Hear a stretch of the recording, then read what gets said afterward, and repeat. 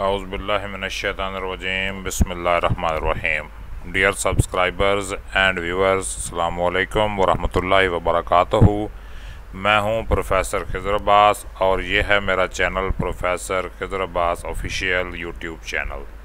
Professor Khizar Abbas official YouTube channel की तरफ से मैं आपके लिए लेके आया हूं 10 शनासी सबके लिए, यानी हाथ देखकर किस्मत का हाल बताना और लकीरें पढ़ के अपनी किस्मत के बारे में जानना।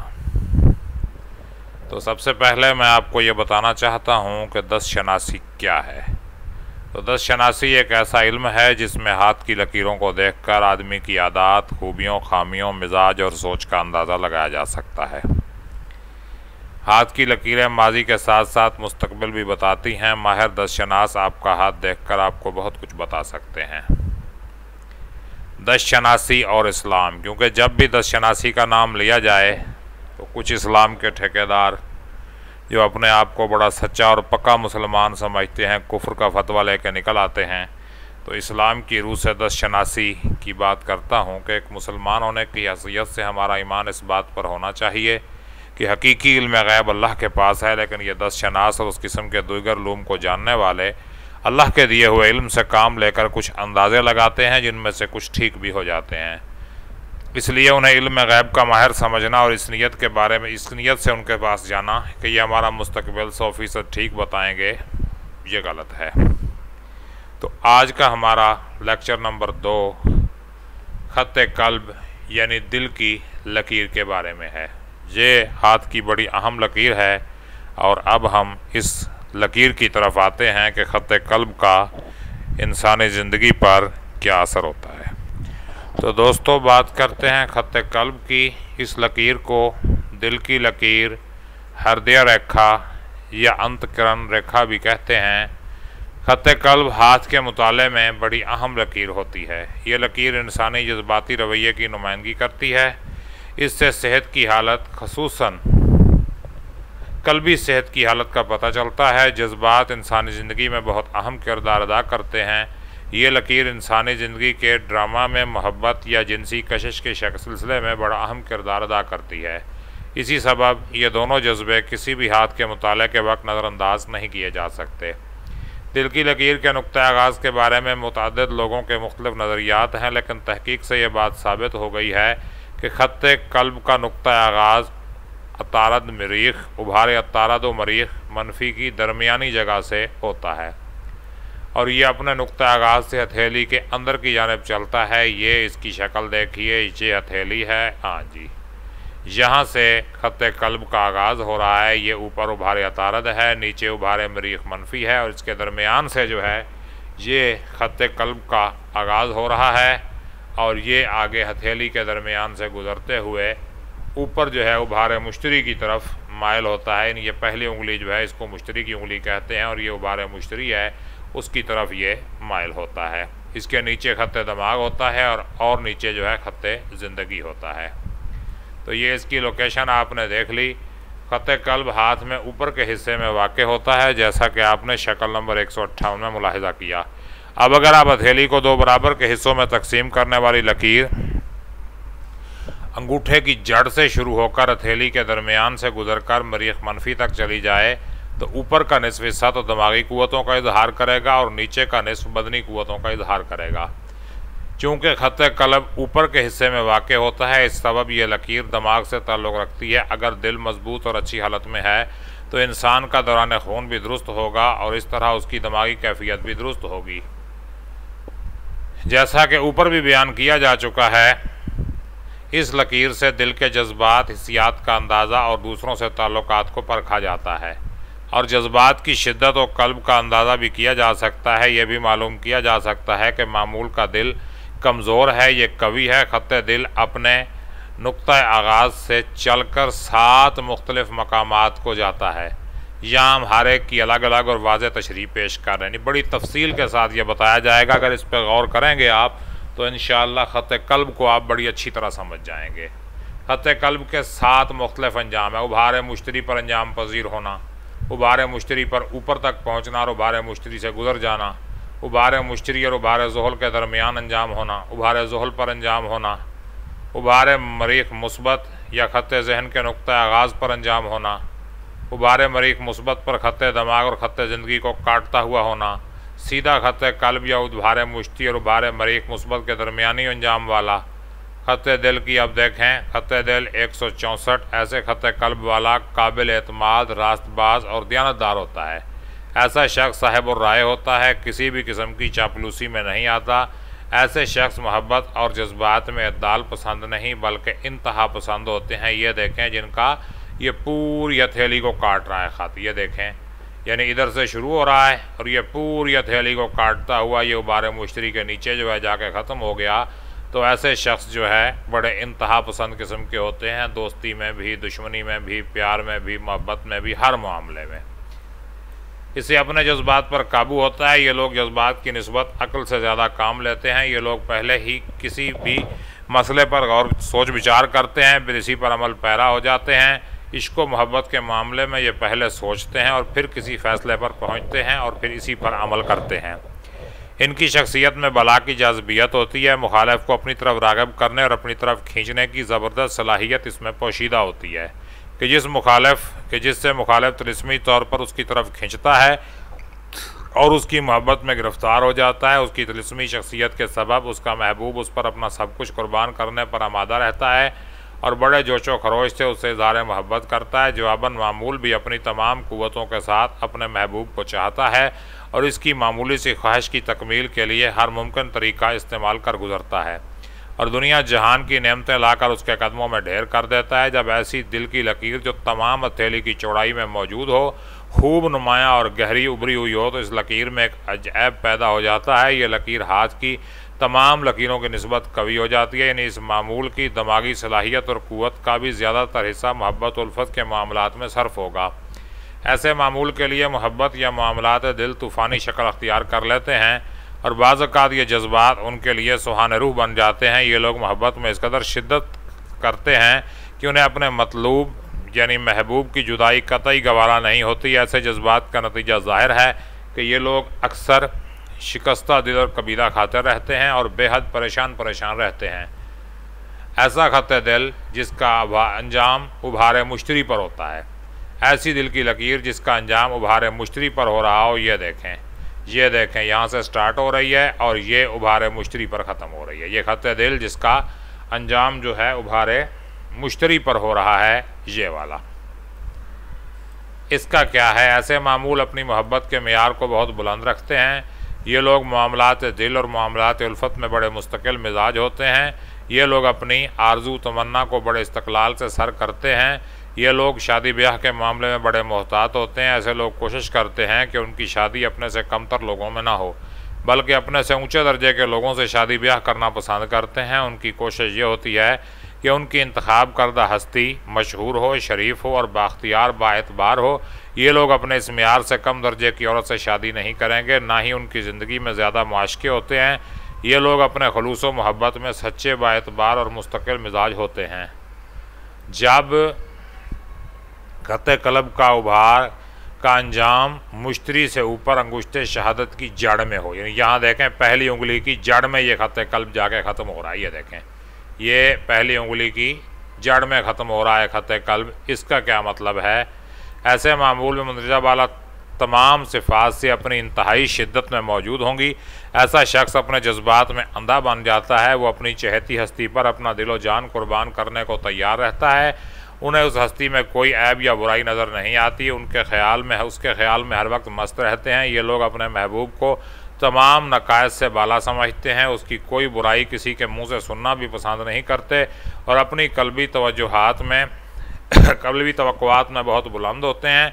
लेकिन जब तजर्बा से उनको ये मालूम हो जाता है कि उनके महबूब में चंद नकायस या अयूब भी मौजूद हैं, तो ये अक्सर दीवाने हो जाते हैं कि शदीद तरीन गैर इंसानी इक़दाम कर गुजरते हैं। यानी जान ले भी सकते हैं और दे भी सकते हैं।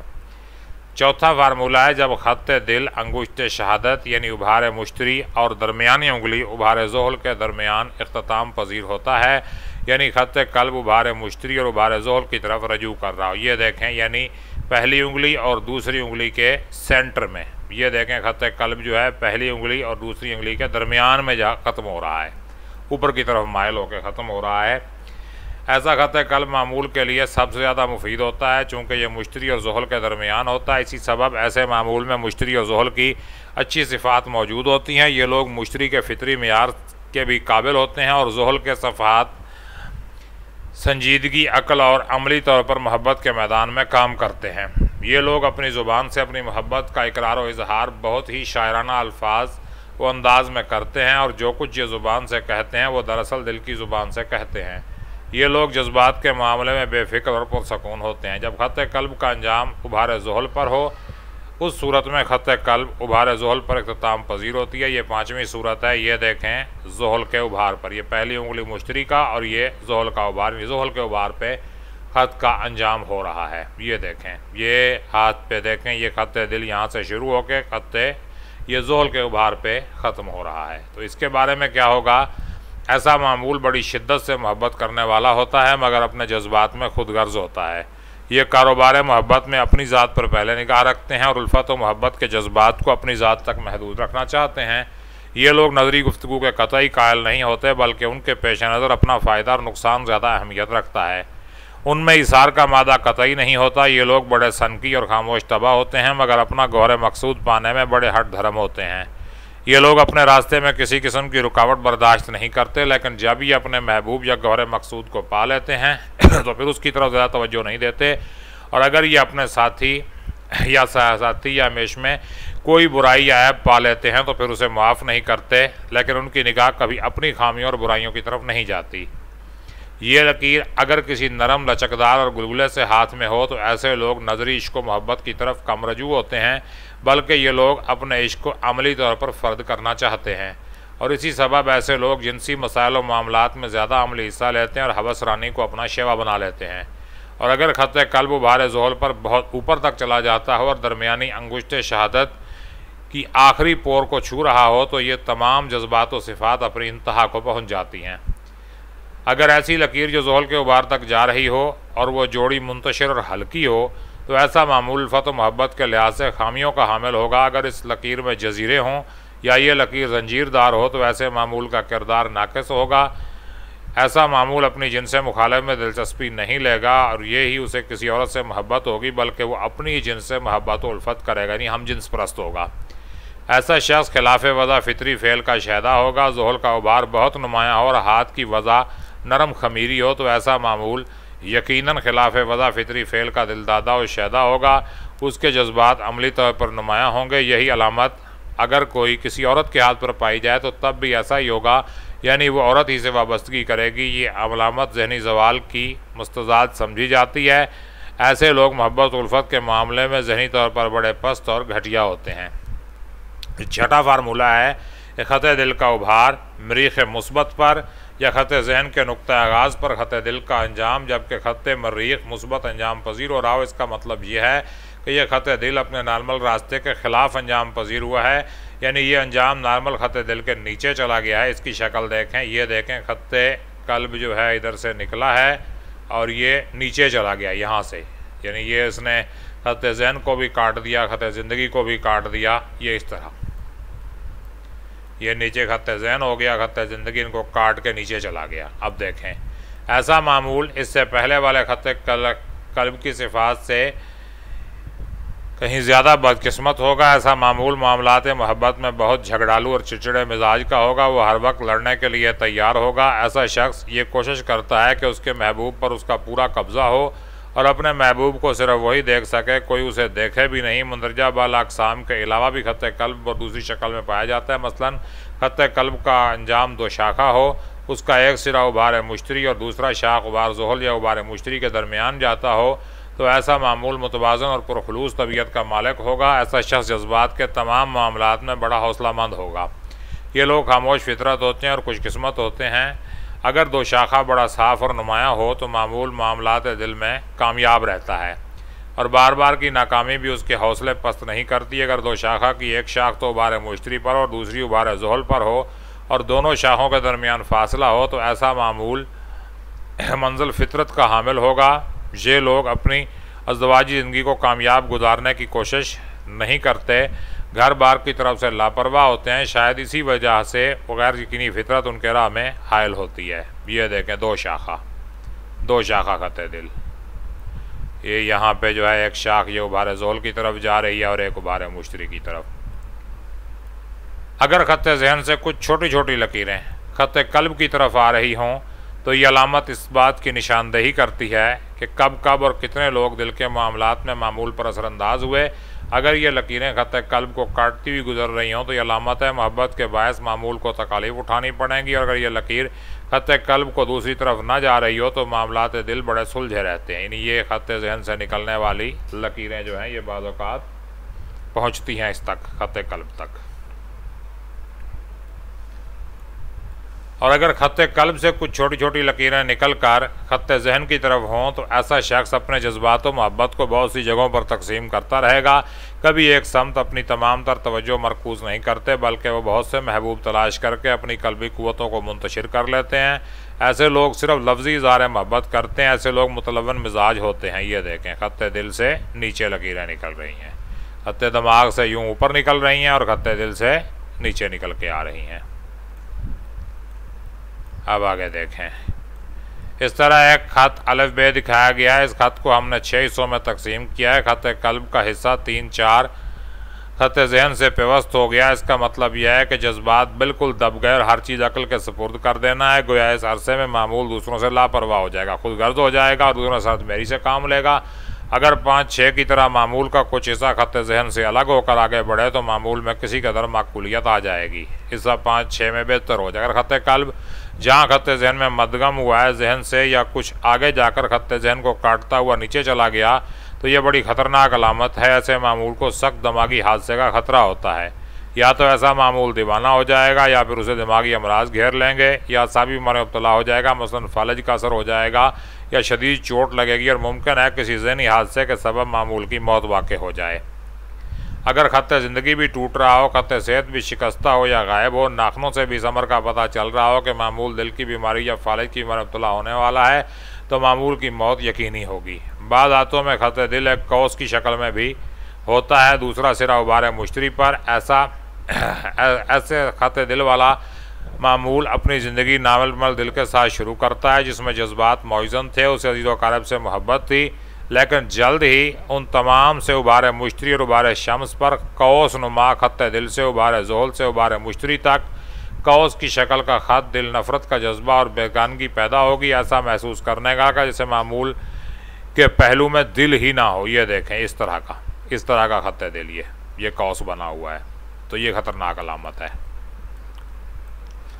इस ज़मन में 2 सूरतें पैदा हो सकती हैं, यानी खत कल्ब की मुश्तरी वाली शाख अपनी जगह पर रहे लेकिन दूसरा उबार ज़ोहल की जगह उबार शम्स पर हो या वो शम्स की जगह अतारत पर चली गई हो। ये देखें, अब ये एक शक्ल है और इस शक्ल में एक खत अलफ बे दिखाया गया है और ये अब सारा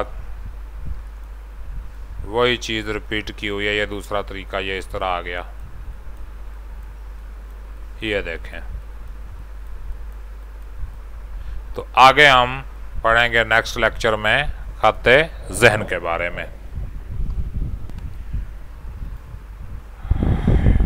तो तमाम दोस्तों का शुक्रिया। उम्मीद है कि आपको ये लेक्चर मुफीद लगा होगा। लाइक, शेयर और कमेंट करके हौसला बढ़ाएं ताकि मैं आपके लिए नए से नए सिलसिले चला सकूं और मेरे चैनल को भी सब्सक्राइब करें। आपका अपना प्रोफेसर खिज़र अब्बास।